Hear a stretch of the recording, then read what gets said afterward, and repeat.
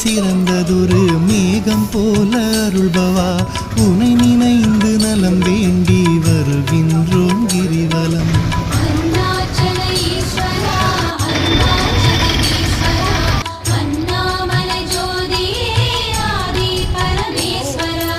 ஈனம் ஒழித்து ஞானம் தரும் ஞான தீபமானவா உனை நினைந்து நலம் வேண்டி வருகின்றோம் கிரிவலம்.